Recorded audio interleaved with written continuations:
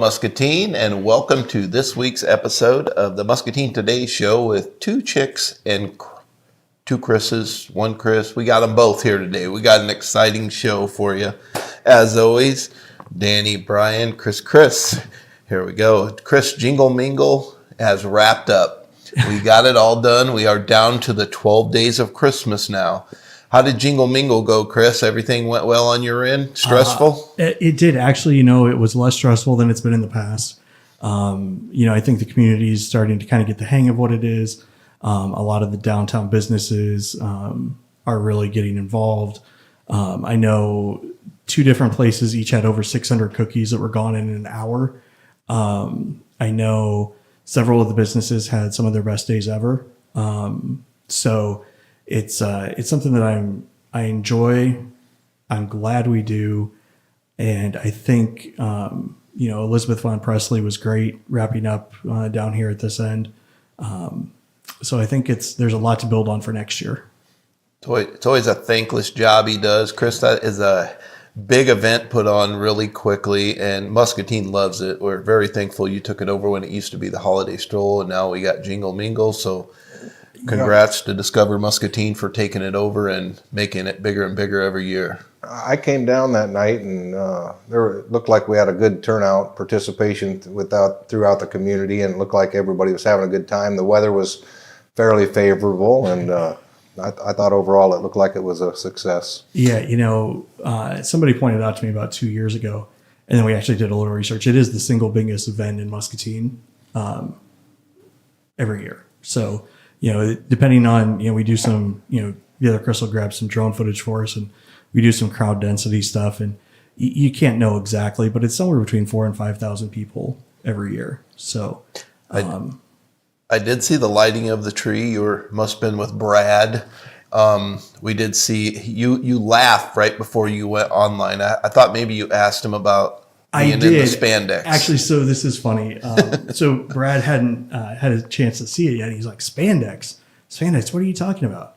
And I'm like, dancing, spandex, trying to lead him onto it. And he's like, oh, I'm not wearing spandex for that. And so the whole thing was blown just because he wasn't wearing spandex. Yeah. But no, he was chuckling. It was a good time. And, the lighting of the tree is one of those things that, in some ways it's kind of it's a simple thing, right? But it's a signal to everybody that it's time to just chill. It's the holiday season. Everybody seemed to be in a good mood that I saw. And, Danny, like you and I have talked, it's that whole more that, brings us together than divides us sort of a thing. And the holidays are a time where we can all realize that, exactly. We don't all have to, just because we disagree on how to do something doesn't mean that we can't all have fun together. Right. Forget about your differences on some of those kind of events, and everybody just comes together and for one cause and one community. It's a nice event. After January 1st, we're back on that. After the holidays, we're back going to it, right? Yeah. We're in the Christmas spirit but right now. Anyway, getting back to the Christmas side, the Christmas Norbert Becky Bridge light show started up. I did 9 songs, 15-minute loops. Turn your radio to 87.9, 5:30 to midnight.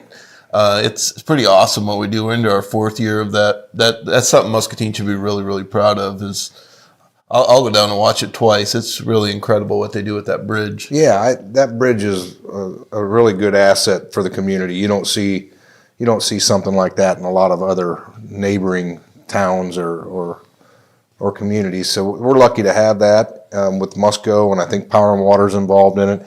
And I listened to that. I went through them songs last year. We went down and set up by the bridge, and it's quite the show. So Muscatine is kind of blessed to have something like that. You believe it took Musco over 100 hours to sync the music to the 9 songs? So that's pretty incredible what they can do with all that technology nowadays. Yeah, it's worth the show and the listen. So everybody jump on that radio station, check it out. Yeah, get down there. I don't know how far can you be away from it, Chris, before you kind of lose? It's like Bluetooth into the radio, or how do they do that? Yeah, so actually they have like a little actual FM transmitter that kind of like a radio station does, just way powered down.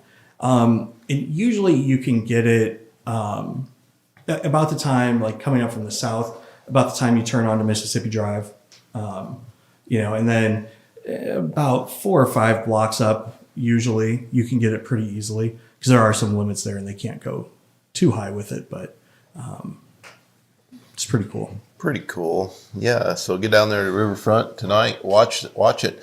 Muscatine hired finally a new city administrator, Matthew T. Bardson, come from Monroe, Iowa. He starts December 16th. Any thoughts on why we don't hire local? Well, I don't know. I don't know if they had any candidates local. I'm not sure. I think they had 3 finalists, and I don't know if any of them were local at all.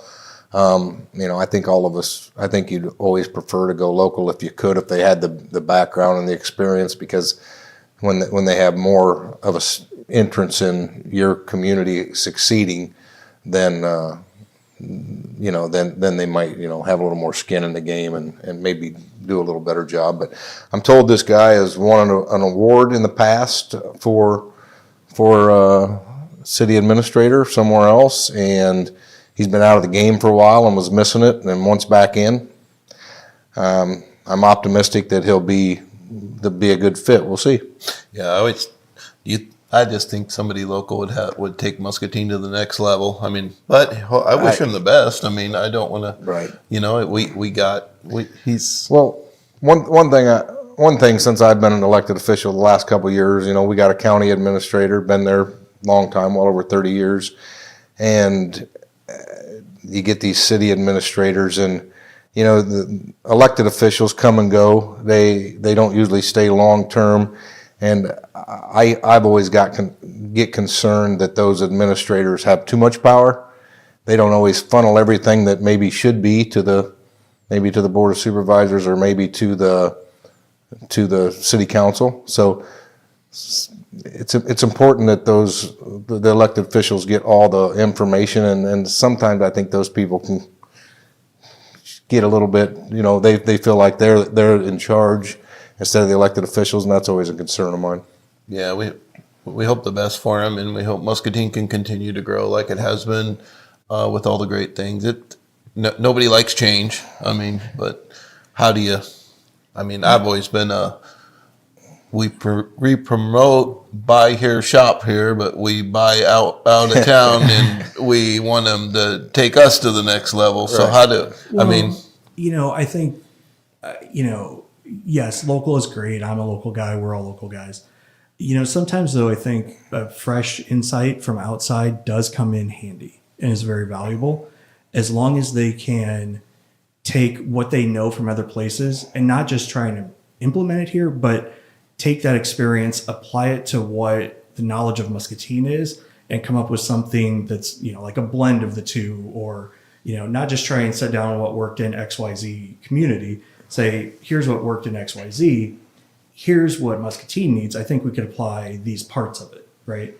And I think if you have those conversations with the people that have been here a long time, there is a pretty wide path for success there, as long as everybody kind of works on the same page together.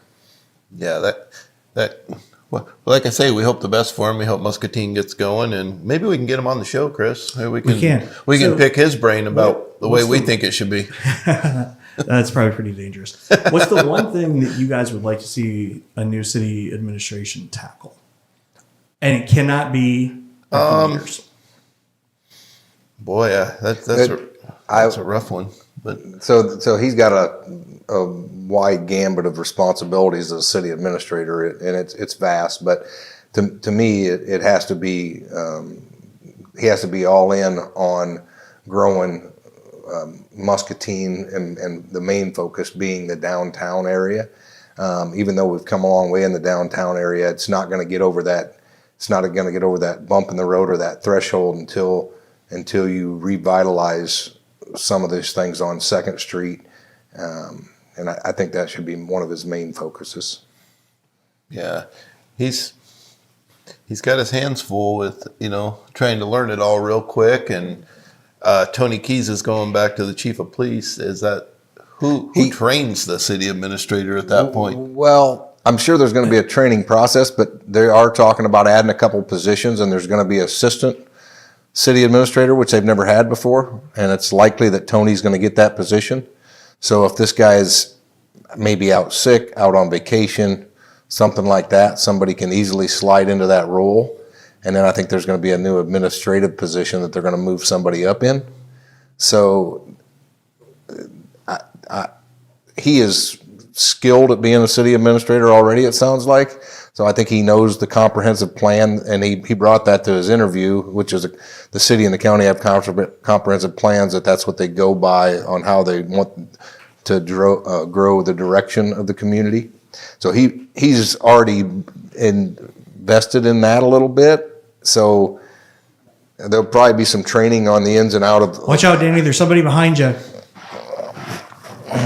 He literally just like stopped. There'll probably be a little bit of growth or a little bit of a learning curve with the ins and out of how our city council and how our city operates. Yeah. But besides that, hopefully he's able to hit the ground running with his knowledge from his other positions. Sure. I need to reprogram my thinking, because a lot of time we've lived here our whole lives, and we think you know Muscatine best if you've been here your whole life, but that's going to be I know where you're coming from. That's going to be a catch-up game from him. How do you get up to speed quickly with the direction Muscatine has been going for a long time when he's not from here, or he doesn't know the ins and outs of the history of our complaints or our issues. So they're definitely going to be catching up to speed on some of those things. yeah. A lot of people, even when you're on the phone, can't even pronounce Muscatine. They're like, Muscatine. But yeah, so I wonder if he pronounced it right in the interview. Yeah. Hopefully he practiced that. Yeah. I would hope so. But yeah, other than that, good luck to Matt in his new position. We hope you do the best. Last reported location of the speed car was on the 1200 block of Mulberry from the 4th of December to the 6th of December. They haven't posted since where it's been. Is it parked away in the garage for the winter, or I doubt it. is it still? I think since that new law came out, there's only 3 or 4 locations they can legally put it in right now, because that's what the DOT approved. So Okay. the switching it all over town like they used to in the past, I don't believe is allowed anymore. They've only got like 3 or 4 locations that it's approved for. Good deal. Only thing I want to. Yeah, they don't have anything announced past December 6th on the website. No, nothing past December 6th. I could find that it's been. I thought it had to be presented out to the public before they could just put it anywhere. It's supposed to be, I believe, yes. So yeah, that's what. It's probably not in the garage, but maybe it had a flat tire or something. Yeah, it's not like it gets many miles, but how many times have you waited on an intersection for a train? Do you feel it's getting better or worse with intersections? Like, I think it's at least as bad as it's always been. I don't know if it's worse, but it isn't any better. no, like went to a basketball game Monday night. Starts at 6:00. I live in county, Fruitland, all that. So we go down there. We wait 45 minutes for a train, just sitting there. It's like, what? Was it a coal train? No, it was just a train, just sitting there. And I'm like, what did you decide to have lunch right now, or what can you do sitting there? I mean, we need to get somebody from the railroad in here to. Let's maybe bring some clarity into this. I think at the moment, which intersection are you talking about? North Street in Fruitland. That's the one I am talking about right now. Gotcha. So what train? That'd be coal train? No, that was not a coal train. No, it was just a normal train, just sitting in the intersection. I think sometimes depending on what's coming either direction, I think sometimes they have to wait until one train gets through and takes off on a different track so that train can go the other direction. But I've always heard that the railroad has more power than Congress. Yes. So to get them involved and for them to change their practices, they don't care. There's nobody that has the authority to put any kind of pressure or fines or anything on them that I'm aware of, and they do business as they see fit. Yes. I've called the number before, the 1-800 train It's a block. waste of time. They're like, yeah, okay, we'll tell them. Yeah. 20 more minutes sitting there. Yeah. But like, then that's just in Fruitland, and that happens every night at 5 or 6 o'clock. But if there was a communication system where if you knew that train was there and you could, with all the technology nowadays, with the city, of course, and all that, can there be push notifications? Train app, huh? You want a train app? You can look at the train app, see if they're coming or rail blocking crossing. an intersection. Something. We've got a guy that does a little work for us from time to time who is like a train aficionado. Maybe I'll reach out to him and see. It sounds like something he would know. He knows like where every train is, where it's been, what engine does what. I'll ask him and see if he knows. Is it a security issue to let you know that intersection's blocked? Well, it's more of a concern for emergency services, like in Fruitland. And then when that merger was south, that train, I forget the name of them, if it was Southwest or that big merger that's coming through in a couple of years, we're going to see a lot more train traffic increased. It's going to go up north down through Kansas City, right through our area. And some of those concerns is cutting off half the town, especially in Fruitland, from the emergency services, because the fire department is on essentially the north or the east side, south or the east side of the tracks. And when they got to get to the other side, with the north or the west, they'd have to drive all the way around, depending on if the next two intersections are blocked. And I've had these conversations with the fire chief down there, and that could become concerning, especially since they're volunteer. And if you get a fire or a wreck in the middle of the day that they got to respond to, they may be coming from work or wherever, trying to beat feet, get into the fire truck so they can get out to the emergency, and they might be on the wrong side of the track, which we're going to see increasing as that merger comes together and more train traffic. So some of those areas are going to have some additional concerns to deal with. But like I don't care if I've lived in Muscatine. We've already talked about it all my life. Trains have been here all our life. If the train's moving, we're good with it. Yeah, well, It's even moving 10 mile an hour. But when you're sitting there and you've read every train car six times and all the graffiti. Moving, and looking at the graffiti and all that. And if there's 20 trains a day that come through Muscatine and they're doing 40 mile an hour, who cares? Why does a train sit so long? We got farm fields all the way out everywhere. Do we need to add track? We need to get rid of that. Sitting, blocking traffic. The MPW coal train comes into town. There is 15 engines on that dang thing, probably 200 cars. It blocks from the new GPC Old McKee Button Factory. It will sit from there, clear wrapped around past Musco, going into Muscatine Power and Water. They don't care if they have their own people that can't get to work. You can't get to work. It's probably not. People on the north end don't care about it. But right. We fight it all the time down at that. Well, and I doubt, obviously we've done quite a bit of work with MTW. I doubt it's that they don't care. I'll bet they probably don't have a great alternative at the moment. But I think what that just kicks us to is what can we potentially find for better alternatives? Because now we have Smart Hub. So when this merger comes, and I don't think the city's approved it yet, and I think that the cost of it is still up in the air. They're talking about installing, and they got some money from that merger, and I can't remember the exact amount. About $1 million or something $2 like million, that. but with that word, And they're talking about putting an overpass, which they're going to have to get some grants and other things. I think that overpass might be in the tune of, I'm guessing, $15 million. So you got $2 million to And they're going to put that at Dick Drake, whichever's going to funnel all the traffic to there. And then you got 61 on one side, and you got all the truck traffic, and you got Stewart Road on the other down by Riggo's. There's going to be a lot of congestion at those intersections, but there will be a route to get around. I think I just figured out how we get that moving faster. Roll it. Danny, write a check. We'll call it the Danny Chick Overpass. 15 mil right now. I don't know who could actually give the naming rights, but I'll call him right now and tell him I got the 15 and we're good to go. I'm expecting a few dollars in Christmas cards this year, so if I get over that threshold, I'll I'll go ahead and get that check written, and we'll get her done. Yeah, because I know it's frustrating to sit at a intersection. I mean, I was trying to get to a basketball game, and it was not the coal train. I've asked Muscatine Power and Water on. Well, then you got Mid-American. chat. A lot of Mid-American coal trains cause some blockages too. Yeah. Down by the Fruitland area. But it just don't make sense. What if they're checking? I mean, when I worked at grain processing, you check rail cars in, you check them out. Why can't we do that out in the out towards south of Fruitland or somewhere before, and just roll them in? Like I say, if you're sitting at an intersection and it's moving, do you care? No.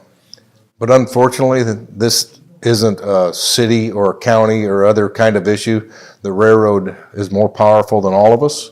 Well, So this has to be, the railroads have to be the one that would make that change, and I don't know that they ever will. but our last mayor, Diana Broderson, she was actually having meetings with them, and it was getting better. Yeah. I think it's kind of gotten a little worse lately because Well, maybe it wouldn't be a maybe bad we need idea to get for back to having meetings with maybe them. it wouldn't be a and- bad idea for the mayor or somebody from the council to re-engage with them and see if they can, do anything. I mean, you can stay on them and that wouldn't hurt. It's Yeah, never I going mean- to be bad.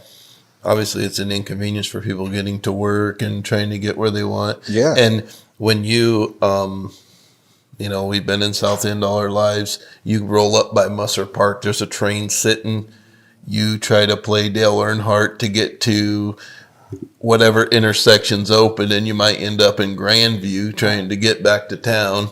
Like I was sitting at the intersection with my family, and they're all on their phones, and then they start yelling at me as the driver to think it's Maybe you should have turned around and went the other way. Well, that's what they keep saying, but how many times have you turned around and went the other way? Then there's a train down there. And no, you drive 20 miles out of your way, and then you go past where you was, and you It's look, gone. and the train's gone. And Maybe what we do maybe we don't even, have the railroad involved in this.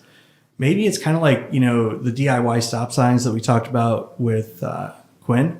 Maybe what we do is we just get a couple cameras at those intersections and feed them out to a web somewhere, Discover Muscatine, we could do this, and just show what the status of those intersections are at any given time. So people could just click on a little bing and poof, see what's going on so they can plan the route. yeah, because the Merrill has a train cam on their building for the horns and all that. I mean, so I don't think it's a security thing where we could monitor intersections. And if people are going somewhere, or with the technology nowadays, if you logged into the Discover Muscatine app or whatever, and there's a train, you get a notification that these intersections are blocked. All right, here we go. Danny, got another one for you. You didn't seem too thrilled about the 15 mil. How Say about that. this? What's that again? You didn't seem super ready to write the check for the 15 mil for the overpass. How about this? We have the Danny Chick train cams. Train cam. We get Sponsor sponsors. those. We can get We sponsors can for get a train sponsor cam. for those. Easy. We can make some calls today. I'll figure out how to do it. It can't be that hard. Can we push notifications on every time it's blocked? I mean, theoretically, we could. Yes, that might be a little bit of overkill. We could probably get $5 subscription fees for it. Now we're talking. Start it up. I'm in. Now we're going to the business side. All right, we can do that. We can do that. But yeah, maybe that gets somebody from the railroad, but I don't know if they'll come. But then we get somebody from Muscatine Power and Water, because I've talked to them, and they are just as fun. They have a timeline of when trains show up, but in to get unloaded. I mean, it's just part of their business as well. Right. Well, a lot of But them might not be either loading or offloading in Muscatine. They might just be held up. A lot of them are held up just to get the next clearing on the track to go. Mm-hmm. There could, sometimes there's issues up above, trains get backed up, and we had that night of the Christmas train coming. It was hour and a half late or something because there was another train that needed the tracks. So then trains have to sit back and hold up waiting for their position. How could something have been more important than the holiday train? That just doesn't. Yeah, you would have thought that had priority. Yeah, it's pretty cool. But yeah, we'll get this figured out. Next show, you'll have the Danny Chick app that with the $5 subscription, so you can get your thing. So what's going on in the county? The one thing that I would like to go over, I think it's a good lesson to the citizens that don't know, is the assessor. The assessor's office, Randy Spees is our current assessor. You know, they do the evaluations on your home. A lot of it's all driven by state code and how the state does the evaluations and the rollback for your taxes. But Randy, which has been doing it for quite a few years, 26 years or something, is retiring at the end of the year, and there's a new replacement for him. Is going to be a gal that's been in the office for 10 years. Her name is Nancy Long. And we have a board that is called the Conference Board. The Conference Board is made up by the Board of Supervisors, the mayors of all our incorporated cities, Muscatine, Wilton, West Liberty. I've never seen the Fruitland mayor there. I'm not sure if he's in on that, but he could be. He's stuck by a train. And then he's behind a train. He wasn't there last night. He couldn't come. And then there is the school board. Of L&M and Muscatine? Or? No, just Muscatine. So those three entities create the conference board. They oversee the budget and direction of the assessor's office. So Nancy was approved as a replacement for Randy. And then last night at our meeting, we had to determine a new salary for that assessor. Randy been there a long time. He was making $120,000 a year. So each of these entities get one vote. The Board of Supervisors, all of us was there. We get together and we determine the direction we want to go. The school board, which one school board member was there and one was on Zoom, and then there was two mayors there, Wilton and West Liberty. Brad had something going on last night. He said Andy Lewis for his representative. So each of those groups get together and they can make direction on how to go forward on all the decisions for that department and the wages for the new employee. Well, in the past, when an assessor got up to $110,000 and a new assessor would come in, whether it's 0 years experience or 10 or 20 years experience, they'd start at that old assessor's wage and they keep going up. You'll see some assessors in the state that are making $180,000, $190,000. Day one? What? Day one? Day one. Holy cow. Day one. Field. So Jeff Sorensen reached out to some of our state representatives, and they put a law, last session at the state, they put a law in that we could now negotiate the wages of the new assessor to get these things under control, because they're just really run amok on the wages for these positions. Because not only does now the assessor get that big wage, the first deputy and second deputy in that office get a percentage of that wage, which pushes their wages way up. I see nothing wrong with this. We got together last night and had this meeting, and the first deputy, Nancy, she was making about $77,000. Real quick, I want to interject something here. Some people may not know. City employees, county employees, government employees, all of their salaries are public record. That's so we're not disclosing anything that's like top secret or anything here. You can go out on several different websites and find them. So right. Just as we went into this a little deeper, I want to make sure that people knew that. Good point. They are all public. So Nancy makes about $77,000, and we have to determine a new wage for her. Since we got this new state law passed, we've tried the supervisors. We're trying to keep spending for our taxpayers in check. The assessor's office has their own levy. It's about $1 million a year office, and the levy is, I think, like 21 cents per $1,000 or something like that to get that $1 million up.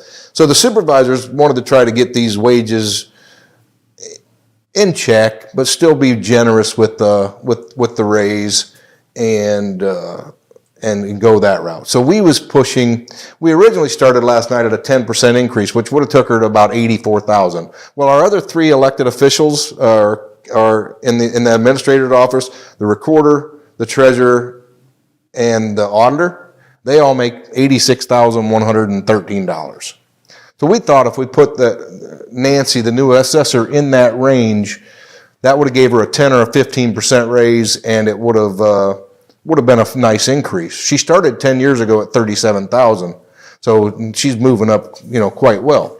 So we all split up in these three groups, and we got back together, and the mayors made a motion. And this is a public meeting too, so anybody could have came to this meeting and you'd have heard the same things you're hearing today. The mayors made an offer of $95,000. The supervisors were willing to go to 15%, which would have took her to about $86,000. So the mayors made a motion to $95,000, which we thought was a little bit much because it's essentially probably a 30% raise, something like that.